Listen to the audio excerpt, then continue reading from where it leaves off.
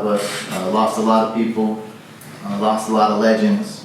John Madden got me into playing Madden and got me into playing fantasy football. R.I.P. John Madden. Also, another guy that went to John Madden's high school, last year's champ, Ray.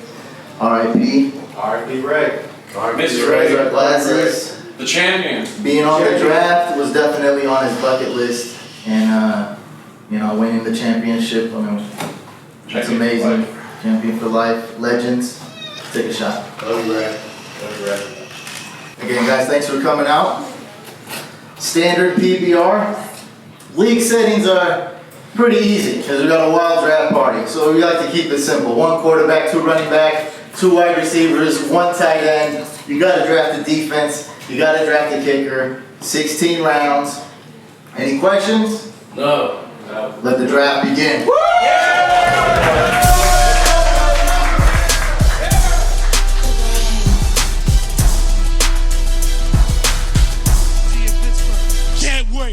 In the 2022 Fantasy Couch Draft Party, Team Brainchild selects Jonathan Taylor. First overall.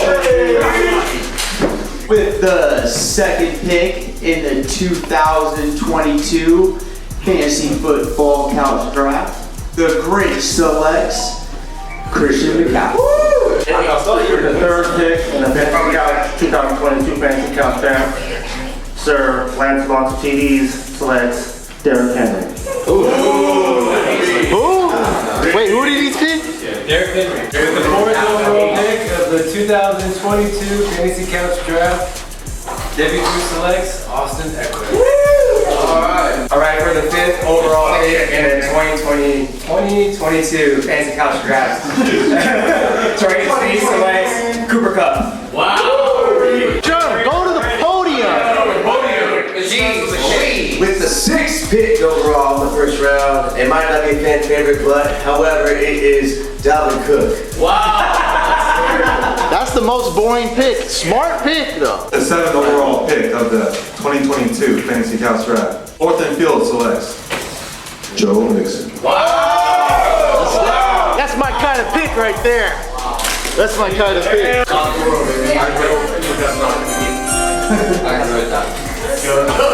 2 minute photographers. In the 2022 Fantasy Couch Draft, team, oh my God, they killed Kenny Pickett, actually takes a Pittsburgh Steeler and takes Najee. Wow. That's a good pick, though. That's a good pick. This is the easiest pick of my life. It's obvious. It's the easiest pick of my fantasy career. With the 2022 pick, 9th pick overall, Team 9 Green selects Justin Jefferson. Come on. The 10th pick in the 2022 Fantasy Couch Draft, There you go. Kelce Legally selects Saquon Barkley.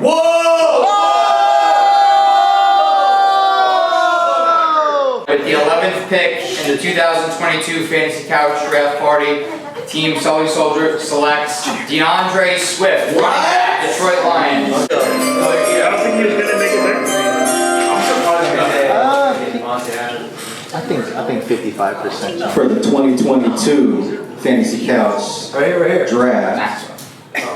I forgot my team name, but it's all good. We got Team Supreme. I changed it up this year, but hey, we're gonna do Davante Adams. Wow.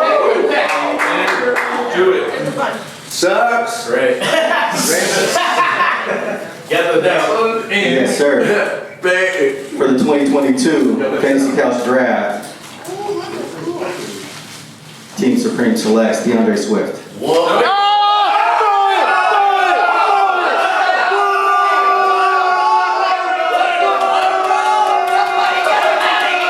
We're gonna go with Javonte Williams, Denver. Let's go. With the 2nd pick of the 2nd round of the 2022 Fantasy Couch Draft Party, Team Sully Soldier selects wide receiver for the Cincinnati Bengals, Jamar Chase. Wow. Steal the draft. Travis Kelce.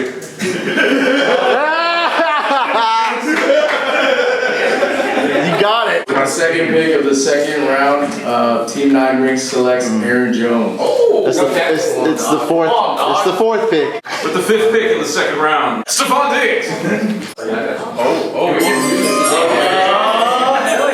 Oh, it's a quarterback. With the 6th pick of the 2nd round of the Fantasy Couch Draft, 4th and field picks, Nick Chubb. The draft started. The draft started. Party mode. Frank Gore retired. I started this draft backing up. Continue this draft backing up. Right now, I'm backed up. I'm with my boy Mike Evans. What? That's terrible. Like for the 2nd round, 8th pick, Tyreek the Sneak selects Alvin Kamara. Wow. In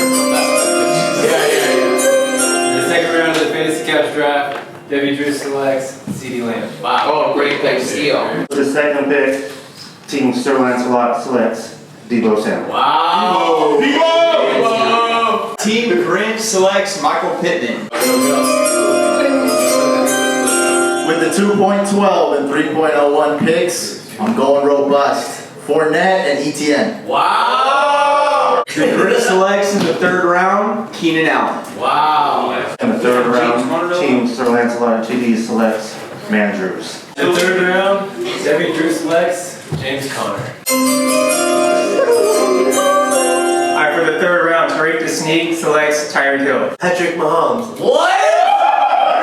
3rd round of the 2022 Fantasy Couch Draft, 4th and field selects AJ Brown. 3rd round in the couch draft. I don't know. Hooray. T. Higgins? Of course. With my 3rd round pick, Team 9 Green selects Kyle Pitts. 3rd round pick, Kelce selects Zeke. Team Sully Soldier selects Washington Commanders wide receiver Terry McLaurin. 3rd round, let's do AJ Brown. Bro, stop.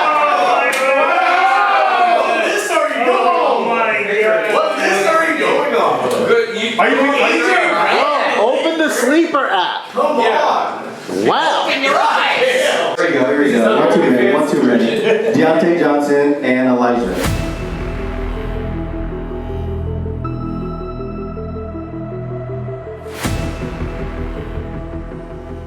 Let's start off with Team 1, my team. I attacked the draft perfectly, I thought. I never go robust RB, but this is the first and probably only time I'll be going robust RB. But because you only need to start 2 wide receivers, I thought it was the right move. And also, I have a theory. I mean, it's a strong belief, right? I can't prove this or anything, but I'm really in tune with what people are thinking and the draft board. I think this kind of caused a snowball effect. I think there was a little bit of panic after I drafted the 3 running backs, and I saw a lot of running backs. I never seen this before in any other draft. I've seen a lot of other running backs go super early. Miles Sanders went a lot earlier than I've ever seen. Antonio Gibson, Eli Mitchell. There was a lot of running backs going super early. Devin Singletary as well. And so I think that was the right move. I was debating if I should go Justin Herbert at 5.01. I was seriously debating it, decided to go simple, balanced. Maybe I should have done that. But I did not know that Darnell Mooney was going to fall to round 7. I was ecstatic. Like, he's usually going at the end of round 5, and I got him round 7. Like, he never falls out of like early round 6. I've never seen it, not in any of my drafts. So I was ecstatic to get that. And with DeAndre Hopkins recently getting hurt, he never gets hurt. All of a sudden he's getting hurt. He's on PEDs. He's suspended 6 games. It was also hard to resist Hollywood Brown in round 7. Now, to really top off my team, like what I really liked about it was I got a backup tight end. Zach Ertz, a little bit older. I still think he's a top 8 tight end. I love it. But just in case, right, he's technically questionable right now, I decided to get a solid backup in Cole Kmet, also different bye week, and Zamir White. He was the guy that really topped off this team. I love this pick. I needed another running back, and because Kenyon Drake is gone and there's a new regime that doesn't really seem to like Josh Jacobs, although yeah, Josh Jacobs could be the guy. Also, Zamir White could be the guy. So I'd rather get Zamir White, who's going like round 11, 12, than Josh Jacobs, who might be going round 5 or 6. I decided to go the backup tight end route instead of a backup quarterback because one of my favorite quarterback sleepers is still on waivers. Actually, free agency. I could pick him up right now. Jameis Winston is a free agent. Absolutely love him. Different bye week than Brady. I wish I could add him, but I'd have to drop somebody. I don't know. Should I drop Mike Davis for Jameis? We'll see. Anyway, I give myself a grade B+. Love the team, but I'm missing an elite wide receiver. Team 2. This is an crap team. This guy studied all day during the draft, before the draft. He was studying weeks before, asking questions, and I think he psyched himself out, or I don't know what happened. It's not a horrible team. It can still make playoffs, but I just don't think there's any way it's going to beat the best teams out there. I don't think it's going to be a Super Bowl team. This is the guy who did the most research, by the way. He thought it was 3 wide receiver league, and then in the middle of the draft figured it was a 2 wide receiver league. He was on the phone, on the tablet, whatever laptop he was using the whole time and asking questions. And yeah, I mean, sometimes you can psych yourself out. And also he drafted Trey Lance. Thought I was going to take him because I'm a huge Trey Lance fan, and I wasn't. So according to him, this is just his account, seemed like it reached a little bit for Trey Lance. Also another oh crap moment maybe with Dallas Goedert. I know, could have waited to get Cole Kmet or another tight end, but I took Zach Ertz and it was, oh crap, I'm going to need a tight end. Let me get Dallas Goedert. With all that being said, it's not a terrible team. I'm going to give it a C+. Team 3, I love a lot of the bold strategies here. It's hitting hard, it's going for the win, so I like some of these picks. I like that you reach for Darrell Henderson. I don't believe in Cam Akers, so anything happens to Cam Akers, boom, Darrell Henderson could explode. So I like that you're going for the jugular, you're going for first place, but there are some serious holes to this team. Who's your RB2? You don't really have one. Devin Singletary was a bad pick, a huge reach. Joe Burrow was a reach. Like, you need to let the draft come to you a little bit. You can't just go after every single player like crazy. Like, just wait around. Maybe Joe Burrow would have fell to you. Now, you probably kind of caused a QB run there, and he wouldn't have. But I don't know, if you didn't draft a quarterback, maybe Joe Burrow could have fell to you the next round. Round 6, you never know. It's too many reaches. You don't have any RB depth, and the way some teams draft, like Team 3 here, it's like there's going to be no injuries. There's going to be no busts, no injuries. There's no waves in the ocean, no wind. It's just a smooth sailing, right? It's going to go great, right? The asphalt's perfectly level. Like, you're just going to coast on through, right? We don't even need to fill up the gas tank, right? We're just going to go. Like, it's just going to happen. Like, no, never, ever happens. Every team has injuries. Every fantasy team has injuries. Every fantasy team has busts. There's a lot of mishaps. There's a lot of things you have to adjust. And it's like the way you draft, it was too extreme, and it's not prepared for any mishaps that can happen. And then also you drafted Dawson Knox really early. Kind of a waste of a pick. I mean, it's round 9. You have Mandrews. Once you go Mandrews, you don't need a backup tight end that early. Like, that made no sense.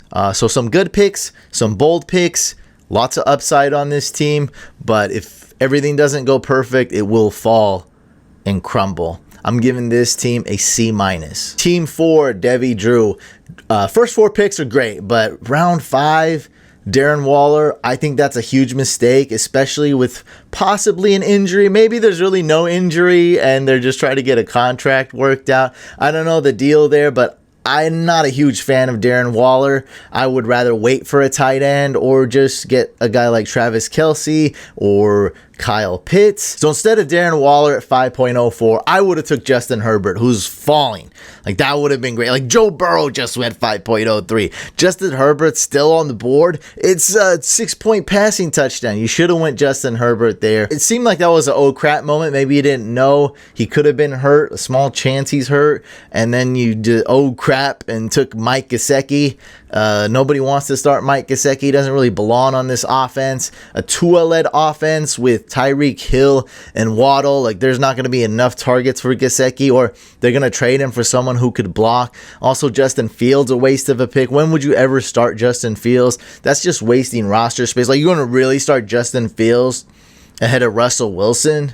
Like, I don't know when that's gonna happen. Like, I get it, there's a bye week in this, but we got limited roster space, man, and Justin Fields is just sitting there. I don't know, it's not that great. And Devontae Parker, that's not a horrible pick. I just kind of avoid the Patriots in general. Melvin Gordon was a great pick, though. Nobody likes Melvin Gordon, but when we're approaching round 11, I was hoping he would fall to me. He almost fell to me. Round 11, that's almost unheard of. So even though nobody likes Melvin Gordon, I don't like him, you don't like him, I don't think Team 4 likes him, still 10.09 is great value. I'm going to give Team 4 a B-.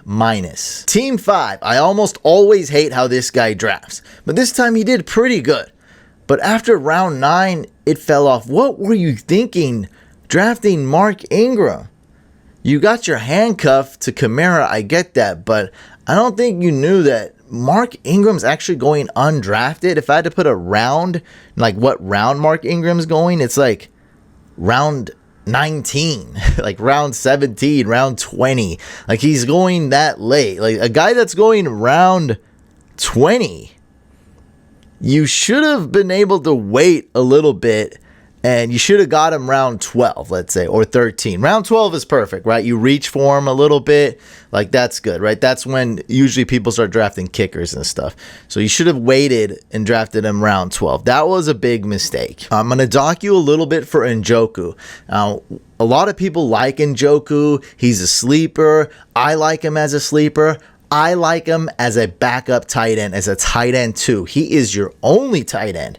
So I'm going to have to dock you for that. Maybe in round 10, you should have went with the tight end, and Njoku being your tight end too. That would have been perfect. Still a good team. First 9 picks were great, but you just kind of fell off, right? I'm going to give you a grade B-. On to Team 6. A lot of people think this is a joke team. It's a clown team. And, it seemed like that during the draft. So I think I'm going to get a lot of flack for this, especially from the guys in my draft. But I don't think this team is that bad. It was not smart. It was not well put together. But let's analyze it. How are the quarterbacks? Yeah, he reached for Patrick Mahomes, but Patrick Mahomes is still good, right? Top 3, top 5 quarterback. He's still elite. George Kittle, that's another reach, probably a homer pick, but still a good tight end, you'd say. Even has a backup tight end in Tyler Higbee. Wide receivers, not great, but you got enough to start. You only need to start 2 or 3. You got Mike Evans, Hopkins, and Ayuk. A little bit of depth there. Might be able to start Julio Jones while he's still healthy in the beginning of the season. So it's not that bad. Defense is good. Reach for the Niners D. Kicker's okay. Reach for Robbie Gould. Running back is struggling. Now, you got enough to start, but once a bye week hits or injury, team's going to fall apart. So running back's really what's lacking on this team, even though I don't agree with the structure, with the strategy, if you can even call it that, or the players that you picked. It's not that bad of a team what I'm looking for. What would have made this team good, or at least decent, right? Elevated the team, let's put it like that. It's not elevated, was going Alexander Mattison in round 10. You drafted a former 49er player, Raheem Mostert, in round 10. Alexander Mattison went several picks after that. You should have got him round 10, maybe even round 9 to handcuff Dalvin Cook. That would have actually made this team decent. Now, I'm going to give this team a grade C-. Team 7, first 5 picks, pretty good. Miles Sanders, pretty big reach. Now, he's not going to get a lot of receptions, and he doesn't have a lot of upside. Positive touchdown regression, sure, but it's just a reach, right? I'm all about value, and that was not value right there. Allen Lazard, he's a starter. He's a starter on the Packers, but that's about it. Not a lot of upside there. as well. Sky Moore's a good pick. I love Albert O. Slight reach, maybe. I don't know. Maybe sensed a little bit of a tight end run going there, so that's okay. Dak Prescott was a bad pick, though. If you get Justin Herbert, who could be the best quarterback in fantasy football this year, don't know why you would go get Dak Prescott. Now, see, in one quarterback leagues, nobody cares about a quarterback. You can't get anything for a quarterback. So if you, let's just say, for example, if you drafted Damian Pearson round 10 or 11, right, and he was doing well, you can trade that guy. People need a running back. Not a lot of people are going to need Dak Prescott. So now you're pretty much just stuck with 2 QB1s, and you'll never start Dak Prescott. And that's round 10. There's some serious players there. Look at some of the players going round 10, like George Pickens, Freiermuth went a pick before. So round 10, there's still players on the board. Melvin Gordon was still on the board, for example. I took Zamir White round 10. Still a good team. I like Khalil Herbert. I like Jalen Tolbert. Rest of the team is pretty solid, so this is not a bad team. I'm going to give Team 7 a grade B-.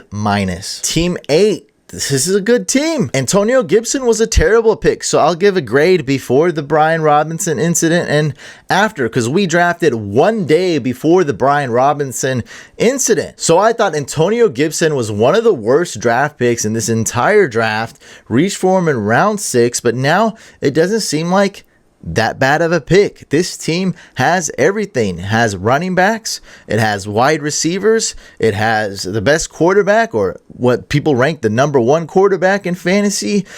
Kicker is elite. The defense, Bengals D, seems like a homer pick in my opinion.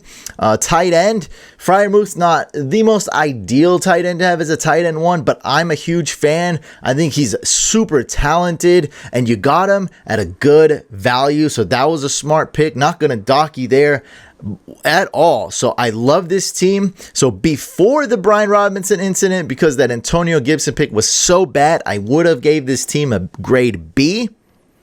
But now that that unfortunate incident happened with the rookie running back on the Commanders, I guess this is a grade A-.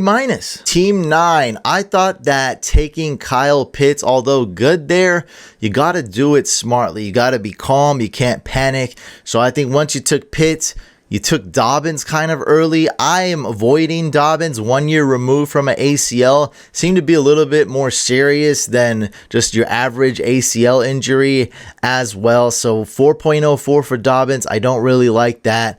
And so you go early tight end and early quarterback.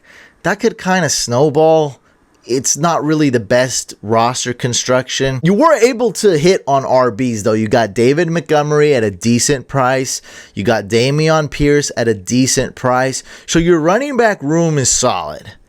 Your wide receiver 1 is great. Let's call that a hero wide receiver strategy. You get your 1 stud, and then I'll figure it out. Because wide receiver is so deep. They're on waivers all the time. Like, I'll figure out my wide receiver 2 spot. Like, it's not that hard. Or wide receiver 3 spot. Also taking Treylon Burks at 11.09. I know all the negative reports. I know everyone's making fun of him, and he's fallen.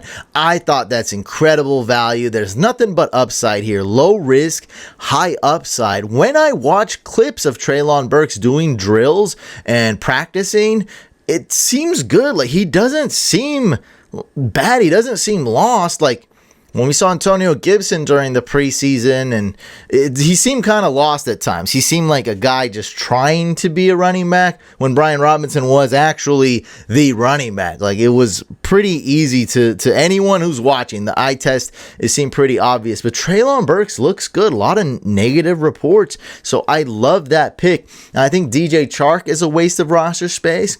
I think Jacoby Myers, I think this was a desperate ploy to get your wide receiver 2 and 3. Just kept throwing darts at the wide receiver dartboard. And so I think that was a mistake. Like, Chark is a waste. You'll never start him. The 2-3 weeks where he does good, he'll be on your bench. And then when you do start him, he'll put up 0 points. Jamison Williams could be coming back soon. So that's a waste of roster space. Kind of the same thing with Jacoby Myers, a low upside guy, doesn't get a lot of touchdowns. When are you going to start him? Like, he's not going to win you a week. He's not going to win you a league. But he is wasting valuable roster space. Tyler Bass, I love. So this team's still good. Like, I still really like it, and I'm about to give it a high grade. I'm going to give Team 9 a grade B. Now, some people watching may hate the Saquon Barkley pick at 10. Automatically dismiss this team. But why? Why would you do that? Let's say Team 10 drafted Travis Kelce 10th overall and Saquon Barkley in round 2. It doesn't really matter. What matters is the players that are on this team now. So I think this team is great. I think there's no holes on this team. I love the risk taking. I love the calculated risk taking. I love the roster construction. This team did a really good job, finished second place last year. So before the Brian Robinson incident, I would have gave this team a B+. Unfortunately, Brian Robinson incident happened one day later. So as of right now, while I'm doing the grades, Team 10 gets a C+. Team 11, Solly flew in from New York to make this draft party and absolutely crushed it. Very proud of him. There's just really nothing to complain about. He kept getting value at every single pick. He got Jamar Chase later than I've ever seen him go. He got Terry McLaurin, a risky pick with upside, but was able to get Breece Hall in round 4. Got Dalton Schultz. So now everything's looking great. Got Kirk Cousins at a pretty good price at the very end of round 11. But I liked one quarterback slightly more than Kirk Cousins, and he seemed to get him at a great discount. Derek Carr at the end of round 13, who I think is going to be great in this 6-point touchdown league. So you got your quarterbacks at incredible value. You got your tight end. You got RBs. You got wide receivers. Great construction. Have zero criticism pretty much of this team. I'm going to give it a grade A-. Team 12, I don't hate the Davante Adams pick over Chase. Little controversial there. That's okay. I also don't hate the slight reach for Javonte Williams. He could be this year's JT. We all know that if Melvin Gordon wasn't there, Javonte Williams could very well be the best running back in fantasy for 2022. I truly believe that. I think he would have a great chance of doing that. So I don't hate the first 2 picks. I don't hate the first 3 picks, but there was a lot of sniping or whatever you want to call it, drafting players that already got drafted. Like, it was off to a rocky start. Like, I don't know what was going on in Team 12's head, but ended up reaching for Eli Mitchell. I don't think I ever seen him go round 4, and the viewers out there probably going to say this is because there's a lot of Niner fans in this league that happened. I guess that's, I think that's why, I guess, I don't know. And then Cam Akers, you got Mr. Achilles, Clyde Edwards-Helaire. You know the rules in fantasy. If you draft Clyde Edwards-Helaire, you lose your league. Why would you draft 3 tight ends and 2 quarterbacks? It's just too much going on here. I like your kicker, I guess. I'm going to give this a grade C. All right, guys, I'll leave up the draft board for a moment. If you want to pause it, go ahead and check out the draft board. Thank you so much for watching this video. Make sure you subscribe to this YouTube channel. Subscribe to our second YouTube channel, Fantasy Couch Podcast. We'll go over this draft party in more detail on the podcast. We also live stream on there, so subscribe to that second YouTube channel as well. Smash it with a thumbs up if you enjoyed it, thumbs down if you didn't. We're back, baby. Another draft party. Thank you so much for watching. I'll catch you on the next video.